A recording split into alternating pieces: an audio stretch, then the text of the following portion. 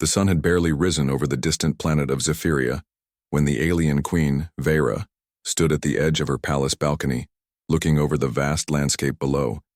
The air shimmered with soft golden light, and the crystal towers of her city reflected the morning sun like mirrors.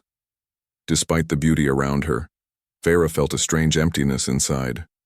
She was the ruler of her people, powerful and respected, but even power could not fill the quiet loneliness that often accompanied her. Today was an unusual day. A human delegation had arrived on Zephyria for the first time in decades. Humans were known for their curiosity, intelligence, and adaptability, but they were often unpredictable, which made Vera cautious. She had been briefed by her advisors, who insisted that these humans were skilled diplomats. Still, the idea of meeting one personally made her uneasy. As the alien queen, she had dealt with kings, generals, and leaders from countless species. Yet there was something different about humans. Perhaps it was their simplicity, or maybe it was the way they looked at the world without the weight of expectation that her own species carried. Vera adjusted her ceremonial robes, the delicate patterns of which told the story of her lineage. Her scales shimmered softly in the sunlight, though she hardly noticed. She had been taught from a young age that her appearance mattered, that the way she looked could command respect or instill fear. But as she stood there, a quiet thought crossed her mind. Maybe she wasn't as beautiful as everyone said. Maybe all the admiration she received was because of her status, not her true self. A soft chime echoed through the palace corridors, signaling that her guest had arrived. Vera took a deep breath and descended the grand staircase to the main hall, her movements graceful and deliberate. The hall was immense, with ceilings that stretched so high they seemed to touch the sky itself. The walls were adorned with tapestries depicting the history of Zephyria, from its founding to its most famous battles. Her advisors lined the sides of the hall, bowing deeply as she passed. At the far end of the hall stood a human man. He was not tall, certainly not as imposing as some of the alien envoys she had met, and his clothing was simple. Yet there was something about him that immediately drew her attention. He did not bow excessively, nor did he lower his gaze out of fear. Instead, he stood with a calm, almost quiet confidence. His eyes met hers without hesitation, and for a moment, Vera felt a strange sensation she could not identify. Curiosity, perhaps, or maybe the first spark of connection. The human's name was Elias. He had traveled far to reach Zephyria, crossing light years of space to participate in this diplomatic mission. Unlike most humans, he had a natural ease about him, a way of observing without judgment. He did not flinch at the sight of the alien queen, even when her wings unfurled slightly in a display of power. To him she was simply another being, worthy of respect, not awe or fear. Vera approached him, her steps echoing softly on the polished floor. She studied his face, noting the sharp lines and the depth of his eyes. She expected flattery, words of reverence, or perhaps even nervousness. Instead, Elias smiled gently and said, "It is an honor to meet you, Queen Vera." His voice was calm and steady, carrying no hidden agenda, no trace of fear or submission. For a moment, Vera felt taken aback. She had expected many reactions from a human, surprise, curiosity, maybe even fear, but not this simple, genuine respect. Something about his honesty was unsettling. She found herself leaning closer, studying him as if trying to discover a flaw. When none appeared, she laughed softly, a sound that echoed in the vast hall. "Why call me gorgeous?" she asked, her tone a mix of amusement and self-doubt.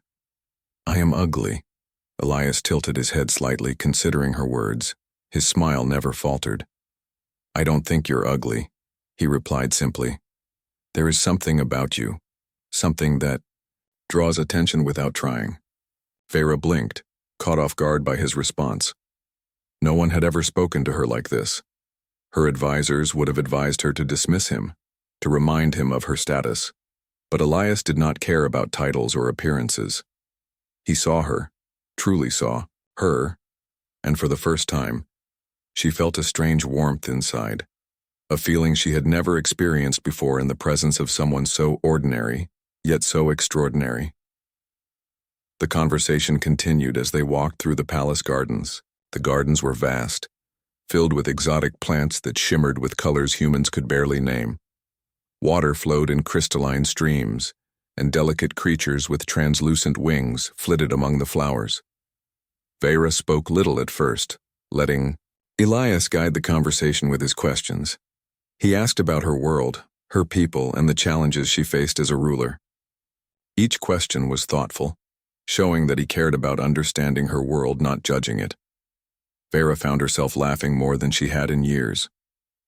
There was a lightness in Elias's presence that contrasted sharply with the weight of her responsibilities. She told him stories of her childhood, of lessons learned in the harsh corridors of the palace, and of the times she felt she had to hide her true self to maintain authority. Elias listened patiently, never interrupting, never dismissing her experiences. As the sun climbed higher in the sky, Vera began to notice small details she had never considered before. The way Elias's eyes crinkled when he smiled, the quiet strength in his posture, the way he seemed genuinely interested in her thoughts rather than her status. Each observation chipped away at her long-held belief that beauty was only skin deep, or that her appearance defined her worth. Hours passed like minutes as they wandered the gardens. Birds with iridescent feathers sang songs that seemed almost human in their emotion, and streams sparkled in the sunlight. Yet amid all this beauty, Vera realized that the most extraordinary thing she had encountered was the human walking beside her. At one point, Vera paused by a fountain, her reflection rippling in the water. She stared at herself, taking in the sharp contours of her face, the patterns in her scales, the proud tilt of her head. For years, she had judged herself harshly, believing that her power and position could never make her truly beautiful. But Elias's smile, so simple and genuine, made her see herself differently. For the first time, she wondered if perhaps beauty was not something to be commanded or displayed, but something to be recognized in the way one moved through the world. Elias noticed her pause and said softly, "You don't have to be perfect to be seen." Sometimes the truest beauty is in the way someone carries themselves, in the honesty they show and the kindness they share. Vera felt a shiver run through her. She had heard these words before in other forms, but coming from Elias, they resonated deeply. His presence was calm yet powerful in its simplicity. She realized that she had been so focused on how others perceived her that she had forgotten how it felt to be seen without judgment. As the day drew to a close, Vera led Elias back to the palace hall. The sun dipped behind the distant mountains, casting long shadows over the city. Though the day had been long, she felt invigorated, as if a new chapter in her life was beginning. She had met many beings in her time, but none had touched her in the way Elias had. Before parting ways, she looked at him and said with a hint of a smile, "I still don't understand why you call me gorgeous. Perhaps one day I will." Elias smiled in return, his eyes twinkling with quiet understanding. "Perhaps you already are, even if you don't see it yet." And with that, he left the hall, leaving Vera standing alone for a moment, feeling a mixture of curiosity, excitement, and an unfamiliar warmth she could not yet name. For the first time in her long life, the alien queen felt that meeting a human could change everything, not through grand gestures or displays of power, but through simple honesty and a smile that reached the heart. As the night settled over Zephyria, Vera returned to her chambers, her mind restless with thoughts of the day. She realized that true connection was rare, and perhaps she had found it in the most unlikely of places. A simple human who smiled without expectation had seen her for who she truly was, and that realization stirred something deep inside her, a spark of hope that her life could be different, more open, and more real than it had ever been before. After their first meeting, Vera found herself thinking about Elias more often than she expected. His calm presence, the honesty in his smile, and the ease with which he saw her as a person rather than a queen lingered in her mind. It was a strange feeling for her, one that she was not used to. Usually her days were filled with meetings, decisions, and endless ceremonial duties. But now, even during her most important responsibilities, thoughts of the human man kept creeping into her. Mind Elias, too, thought about Vera. Though he had traveled far and had a long list of tasks to complete during the diplomatic mission, he found himself replaying their conversations in his mind. He remembered the sparkle in her eyes when she laughed, the subtle tension in her posture when she doubted herself, and the way she seemed to let her guard down only around him. He did not fully understand the rules of alien society, but he sensed that Vera carried a great weight, not only the weight of being queen, but the weight of her own insecurities. Their next encounter came sooner than either of them expected. A minor diplomatic issue had arisen between Zephyria and a neighboring planet, and Vera was asked to personally oversee discussions. Elias had been assigned to assist her in gathering information and offering human insights that could help prevent misunderstandings. At first, Vera was wary of involving a human so directly in her political affairs, but she could not deny that his calm judgment and fresh perspective might be valuable. They met in the palace's council chamber, a large room filled with holographic maps of nearby star systems and glowing displays of planetary data.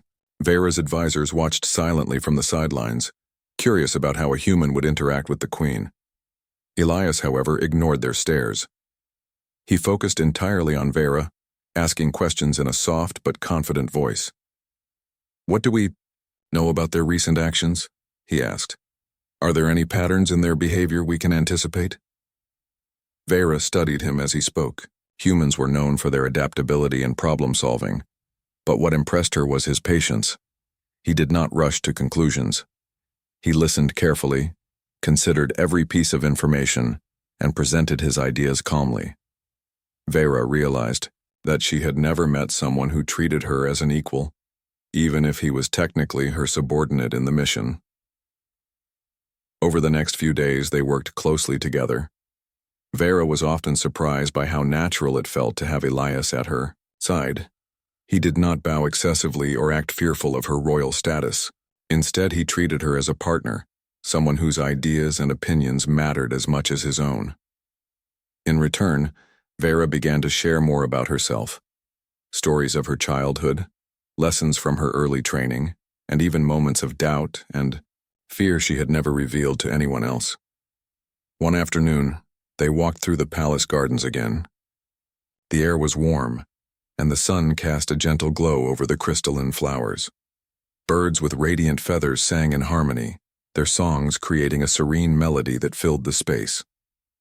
Vera pointed to a rare plant that glowed softly in the sunlight and explained its significance in Zephyrian culture. Elias listened attentively, asking questions not out of formality, but out of genuine curiosity. "You seem to know every detail about these plants," he said, smiling. "It's as if you've spent your life learning from them," Vera laughed softly. "I have in a way. My people value knowledge, tradition, and understanding. But sometimes I wonder if it is enough. Knowledge alone does not make one wise or happy." Elias looked at her thoughtfully. "Perhaps wisdom also comes from listening and observing, from understanding the world and those around us, and happiness. That might come from being seen for who you truly are." Vera paused, considering his words. She had been seen, certainly, but always as a queen, as a figure of power, as someone to admire or fear. Never before had she been seen simply as Vera, as a being with doubts, strengths, and feelings. The realization was both frightening and comforting. As they continued to walk, a small incident occurred that revealed more about Elias's character. A young assistant had accidentally knocked over a delicate container of glowing water, and it spilled across the marble floor. Vera's advisors immediately began scolding the assistant, raising their voices in anger. Elias, however, stepped forward calmly and said, "Mistakes happen. Let's focus on fixing this rather than assigning blame." Vera watched him handle the situation with ease and patience. There was no arrogance, no attempt to assert dominance, just a quiet determination to do what was right. She realized that this quality, this balance of humility and confidence, was rare even among the most respected aliens in her court. For the first time, She felt that humans might have something valuable to teach her, not just about diplomacy or problem-solving, but about life and perspective. Over the following days, Vera began noticing small details about Elias that she hadn't before. The way his eyes crinkled when he smiled, the subtle movements of his hands when he explained something, the soft tone of his voice when he reassured others. Each little thing made him feel more real, more human, and more endearing. And yet, she struggled with her own insecurities. Whenever she glanced at her reflection in polished surfaces or in the shimmering water of the palace fountains, she still saw the flaws she had been taught to focus on. Her scales, her wings, her elongated features, she labeled them as ugly, forgetting that to someone like Elias these very traits were extraordinary. Elias, on his part, noticed Vera's quiet self-criticism, but did not comment on it directly. He believed that true appreciation could not be forced or explained. It had to be experienced. Instead, he continued to engage with her sincerely, offering compliments not on her appearance, but on her insight, her intelligence, and the careful way she considered each situation. "You see things that others overlook," he said one afternoon as they studied a holographic map. "You notice the details, the patterns. That's a rare gift." Vera felt a warmth spread through her chest at his words. For centuries, her people had valued her for her leadership, her ability to strategize, and her strength in battle. But no one had ever praised her for the subtlety of her perception, the depth of her thought, or the kindness she sometimes showed behind closed doors. Elias's acknowledgement was different. It felt genuine and personal, not dictated by duty or protocol. Their partnership extended beyond the palace and diplomatic missions. Sometimes Elias would accompany Vera to observe daily life among her citizens. They visited markets where colorful alien fruits were sold, listened to street performers creating beautiful music with strange instruments, and spoke with children, who were curious about both the queen and the human visitor. Vera was surprised by how comfortable she felt with him in public spaces. She laughed more freely, spoke more openly, and even allowed herself to feel playful, a rare occurrence in her formal life. One evening, they watched the twin moons rise over Zephyria. The sky was painted in shades of purple, orange, and pink, and the moons reflected off the crystal towers like twin lanterns in the distance. Vera turned to Elias, her voice soft. "I never thought I would find someone who makes me forget the weight of being queen, even for a moment." Elias smiled, a quiet, reassuring smile that reached his eyes. "You deserve moments like this. Everyone does, even queens." Vera looked down, feeling a mix of embarrassment and gratitude. She wanted to tell him more, to explain why such simple words mattered so much, but she found herself hesitant. The human had seen her vulnerabilities, yet he did not exploit them. He had seen her as she truly was, and in doing so, had made her feel safe, a feeling she had not experienced in centuries. Days turned into weeks, and their interactions became the highlight of both their lives on Zephyria. They solved problems together, shared quiet moments in the gardens, and even began exchanging stories of their respective worlds. Elias spoke of Earth's oceans, forests, and mountains, of human culture, music, and art. Vera, in turn, shared tales of Zephyria's history, traditions, and the challenges of leadership. Through these exchanges, they learned from each other, laughed together, and slowly built a bond that neither could deny. By the time a minor threat to Zephyria's borders emerged, Vera realized that she trusted Elias completely. In a dangerous situation where other advisors might panic or argue, Elias remained calm, analyzing every possibility and guiding her through decisions with clarity and composure. For the first time, she saw him not just as a human but as a partner, a companion whose presence made challenges feel manageable rather than overwhelming. As they stood side by side overlooking the alien city one evening, Vera felt a strange mixture of admiration, respect, and something deeper she did not yet name. She turned to Elias and said softly, Perhaps I have underestimated humans, and perhaps I have underestimated you." Elias met her gaze, his expression gentle but steady. Perhaps, but we learn from each other, don't we? That is what makes any encounter worthwhile. Vera nodded, feeling the truth of his words resonate within her. For the first time, she began to accept that beauty, strength, and wisdom were not always obvious on the surface. They could be found in unexpected places, in the calm of a human's smile, in the sincerity of his words, and in the quiet moments shared between two beings learning to trust and understand each other. And so, the days continued, filled with learning, laughter, and growth. The days following their deepening connection were filled with a sense of quiet satisfaction for both Vera and Elias. They had begun to understand each other in ways that went beyond diplomacy, protocol, and formalities. Yet, as is often the case, peace is never permanent, and even the most carefully nurtured bonds can face tests from the unexpected. One morning, Vera awoke to find a flurry of messages waiting in her personal chamber. Her advisors were insistent and anxious, reporting that tensions along Zephyria's borders had escalated overnight. Neighboring colonies had started making provocative moves, small but deliberate, that suggested a brewing conflict. For Vera, this was not just a political challenge but a personal one. She had spent years preparing for such events, yet this time she felt something different. A desire to rely on someone she trusted, someone outside the strict hierarchy of her court. Elias was summoned immediately. He arrived, as always, calm and composed, carrying the analytical reports the human delegation had gathered. Vera studied him for a moment, noting the ease with which he handled the pressure.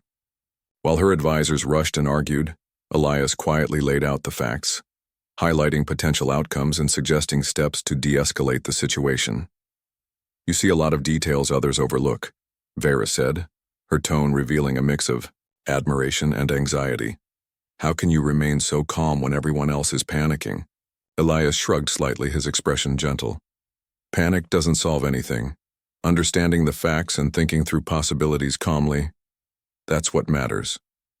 Despite his words, Vera noticed that not everyone in the palace appreciated his presence. Some advisors whispered behind his back, questioning why the queen was relying so heavily on a human. "He's inexperienced," one muttered. "He doesn't understand the nuances of alien diplomacy." Others nodded in agreement, their eyes glinting with judgment. Vera felt a flicker of doubt. Perhaps they were right. Perhaps she had allowed her personal feelings to cloud her judgment. But when she looked at Elias standing patiently by her side, she felt a reassuring steadiness that reminded her why she trusted him. Unlike her advisors, he did not operate from fear, pride, or politics. He focused on solutions, not appearances or rank. The next few days were tense. Messages from neighboring colonies increased, each one sharper in tone, hinting at aggression and questioning Zephyria's authority. Vera's council debated strategies, often raising their voices in frustration. Yet Elias remained calm, offering clear and rational suggestions. He reminded Vera to consider both short-term and long-term consequences, to think not only about power, but about relationships and trust. At first, Vera tried to listen objectively, but soon the voices of her advisors began to weigh on her. Some were openly critical of Elias, suggesting that his human perspective was naive and dangerous. "He doesn't understand the stakes," one advisor said sharply. "You're placing too much trust in someone who cannot fully grasp our culture or traditions." Vera felt a surge of anger, not at Elias but at the advisors who doubted him. She had witnessed his intelligence, his patience, and his ability to navigate delicate situations. And yet, their skepticism planted seeds of doubt in her own mind. Did she truly know him well enough to trust him with such important matters? Was she letting personal feelings interfere with her duty as queen? The tension reached a critical point when a small skirmish erupted near Zephyria's border. Scouts reported that a group of alien forces had crossed into disputed territory. Though the invasion was minor, it was enough to set the palace into chaos. Advisors shouted over one another, giving conflicting instructions. Vera felt the familiar surge of anxiety, the need to take control and assert her authority.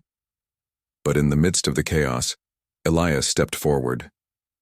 He spoke calmly, clearly, and with an assurance that immediately drew attention. We need to assess the situation fully before taking action. Hasty decisions will only escalate the conflict. Let us gather accurate information and respond strategically. Some advisors scoffed, muttering under their breaths about how a human dared to instruct them. But Vera felt a surge of respect for Elias. He had a clarity of thought that was rare, especially during moments of crisis. She realized that leadership was not only about power or appearances, it was also about discernment, patience, and the ability to stay composed when everyone else panicked. As the day progressed, Vera and Elias worked closely to manage the unfolding situation. They communicated with scouts, analyzed data, and coordinated with Zephyria's defense units. In these moments, Vera saw not only his intelligence but also his courage. He did not hesitate to put himself in situations where others might have feared for their safety, always keeping focus on the greater good. Despite the progress they were making, the pressure began to affect Vera. She had never allowed herself to rely so heavily on anyone, especially a human. Doubts crept in. Was she being manipulated? Was Elias truly on her side, or was she seeing only what she wanted to see? In moments of quiet, she examined her own thoughts, recognizing the deep insecurities she had carried for centuries, fears that she was unworthy, that she could not be trusted, that she had to remain distant to protect herself. One evening, after a particularly grueling day of negotiations and border patrol updates, Vera found herself alone in the palace garden, staring at the glowing plants and the softly humming streams.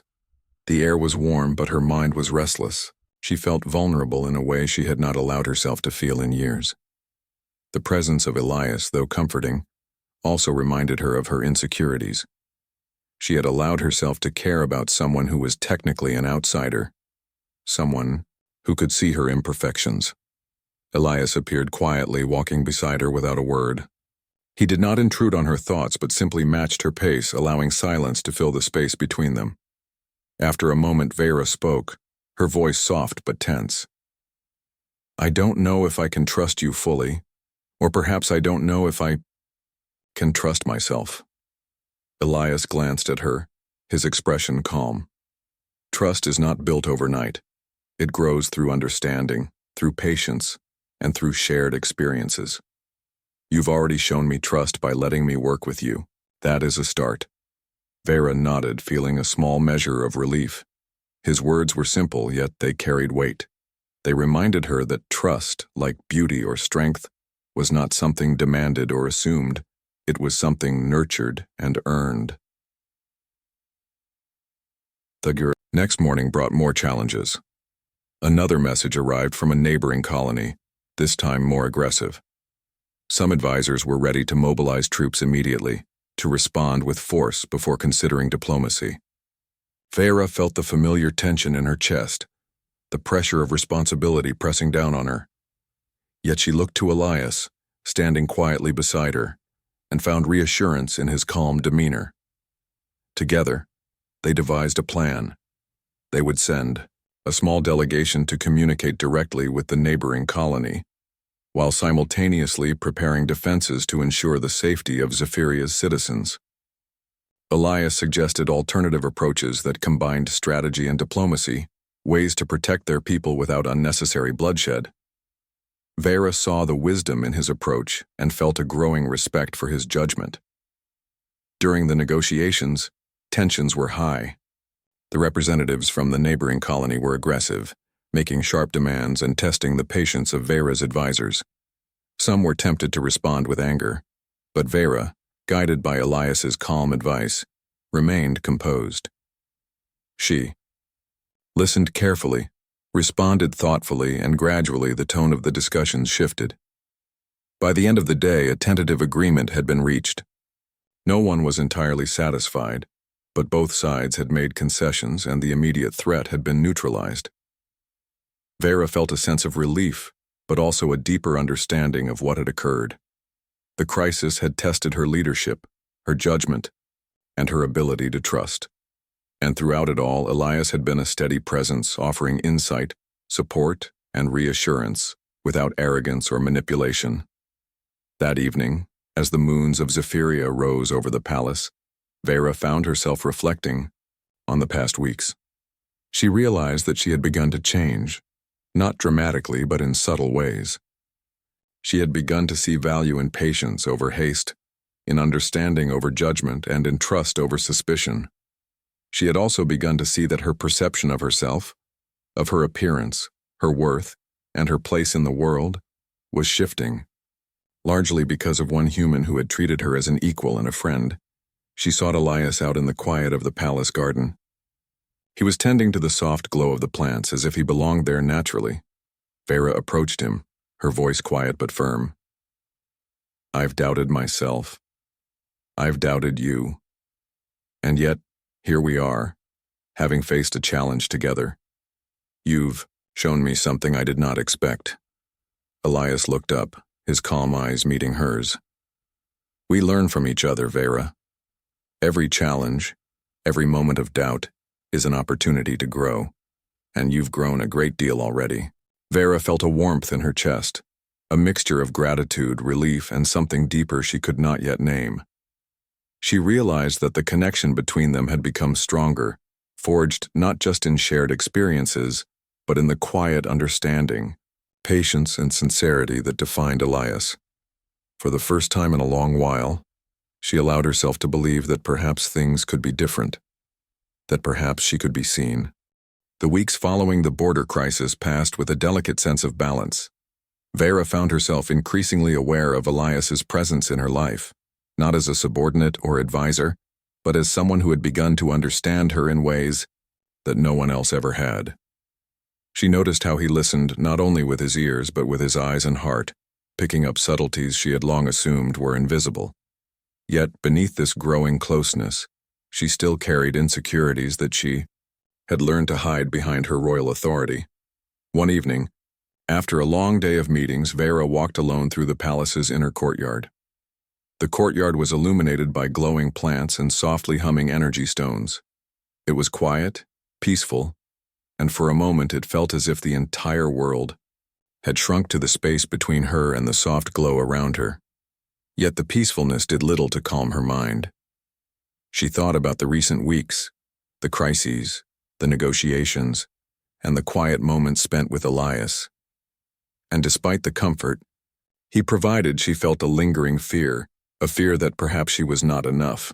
Perhaps she would never be truly seen as more than her title, more than her appearance, more than the expectations imposed on her since birth. Elias appeared quietly from the shadows, as he often did, seemingly aware of when she needed him without her saying a word. He did not speak immediately, instead walking beside her in silence. Finally, Vera broke the quiet, her voice low and trembling slightly. "I don't know if I deserve your trust," she admitted. "Or perhaps, I don't know if I deserve to be seen for who I truly am." Elias stopped and turned to her, his calm gaze meeting hers. "Vera, you are not defined by appearances or titles or the judgments of others. You are defined by your actions, your decisions, and the integrity with which you live your life. I see you. Not the mask, not the title, not the perfection you believe is expected. I see you." Her chest tightened at his words. For centuries she had been measured by power, beauty, and authority. Rarely had anyone acknowledged the layers beneath her exterior, the fears, the self-doubt, the quiet moments of vulnerability. And yet here was Elias, a human being from a world light years away, who somehow understood what she had longed for, to be seen as she truly was. Over the next few hours they walked together through the glowing courtyard, sharing stories from their pasts. Vera spoke of the burdens of leadership, of the loneliness that accompanied her position, and of the insecurities she had carried since childhood. Elias, in turn, shared personal stories from his life on Earth. Moments of failure, lessons learned, and the simple joys that had shaped him. Neither conversation was about appearances. Both were about truth, understanding, and trust. As they paused by a fountain, Vera caught her reflection in the softly rippling water. She had always disliked what she saw. The sharp angles of her face, the patterns of her scales, the long wings that marked her as alien. And yet, this time, she noticed something different. For the first time, she did not see flaws. She saw depth, strength, and the evidence of a life lived with courage. And for the first time, she began to believe that perhaps Elias was right. True beauty was not something imposed from the outside, but something that radiated from within. Elias noticed her gaze and said softly, "You don't have to try to be beautiful or perfect.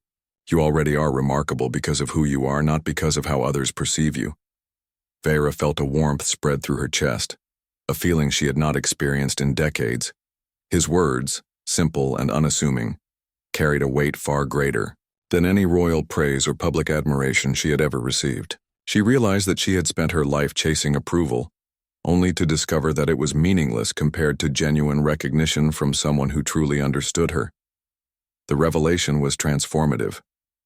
Over the following days, Vera began to embrace her own unique qualities. She moved with a lighter step, laughed more freely, and allowed herself moments of vulnerability without fear. The walls she had built around her heart, carefully constructed over centuries, began to soften in the presence of Elias's quiet sincerity. One afternoon, while overseeing a cultural exchange between Zephyria and the human delegation, Vera noticed Elias observing the children interacting with the alien and human exhibits. She watched him smile, the way his eyes lit up with genuine curiosity and joy. And in that moment she realized that he had shown her something even more profound than trust or acceptance. He had shown her that connection, understanding, and love could exist even across worlds, species, and expectations. By the time the day ended, Vera felt a renewed sense of clarity. She sought Elias out in the gardens once more, standing close as the twin moons rose above Zephyria. "You've changed the way I see myself," she said quietly, her voice trembling with emotion. "I never imagined someone could do that, without even trying."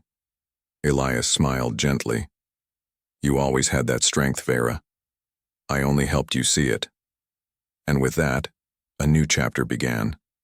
A chapter defined not by doubts, appearances, or expectations, but by understanding, acceptance, and the quiet power of genuine connection. For the first time, Vera felt wholly seen, wholly appreciated, and wholly herself. With the recent crises resolved, life on Zephyria began to return to a calmer rhythm. The palace halls no longer buzzed with tension, and the cities outside the crystal towers thrived under the watchful guidance of the Queen. Yet for Vera, nothing felt ordinary anymore.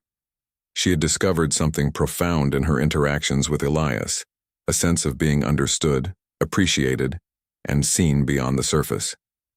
Their partnership, which had begun as professional necessity, had evolved into something far deeper. Vera found herself anticipating Elias's presence, valuing his opinions and cherishing the quiet moments they shared.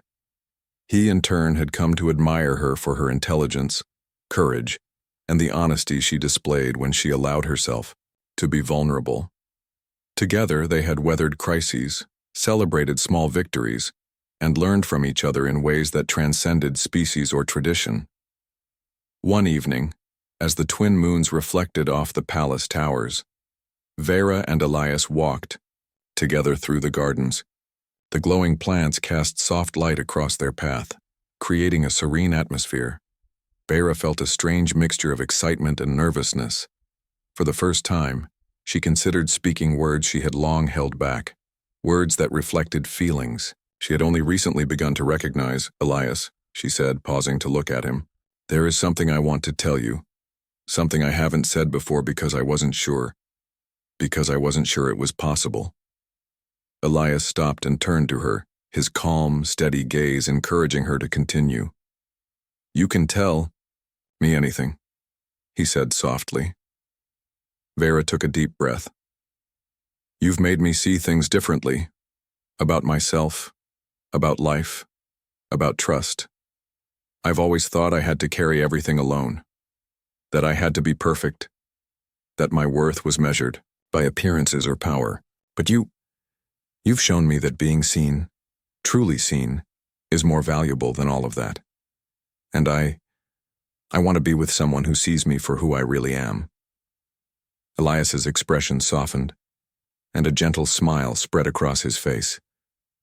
"Vera, I've felt the same way for a long time. You are remarkable, not because of who others think you should be, but because of who you are. And I've come to care for you deeply, in ways I cannot fully explain." A silence fell between them, filled with the unspoken understanding of shared experiences, trust, and mutual admiration. In that quiet, Vera realized that she no longer feared being vulnerable. She no longer worried about appearances or judgments. With Elias, she could simply be herself. Over the following days, their bond deepened even further. They spent time exploring Zephyria together, sharing stories, laughter, and quiet moments of reflection. They learned from each other, grew together, and discovered the beauty in simplicity, honesty, and connection. Vera began to understand that love and friendship were not about grand gestures or dramatic displays.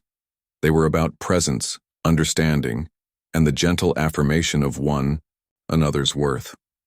As their time together continued, the people of Zephyria began to notice a change in their queen. She moved with a lighter step, spoke with a softer tone, and laughed more freely than ever before.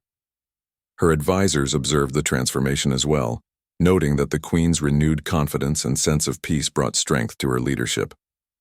And though some remained skeptical of Elias's influence, it was impossible to deny the positive impact he had on her life. One night, as they watched the glowing moons rise over the city, Vera spoke again, her voice filled with warmth. "You've made me feel more than I ever imagined possible, more than powerful, more than admired, more than seen. You've made me feel gorgeous, Elias, not because of my appearance, but because of how you see me." Elias smiled, his eyes twinkling with quiet joy. "You've always been gorgeous, Vera. I just helped you see it for yourself." In that moment, all doubts, fears, and insecurities seemed to vanish. Vera realized that life could indeed be different, filled with understanding, connection, and the quiet joy of being truly seen. Together, she and Elias had discovered a new beginning, one where trust, love, and acceptance guided their path forward. As the moons shone brightly above, casting their soft light over the palace in the city, Vera and Elias walked side by side, their hearts and minds aligned. They had faced challenges, uncovered truths, and embraced the unexpected beauty of connection. And now, with the promise of each new day, they were ready to face whatever the universe might bring, together stronger and happier than they had ever been before.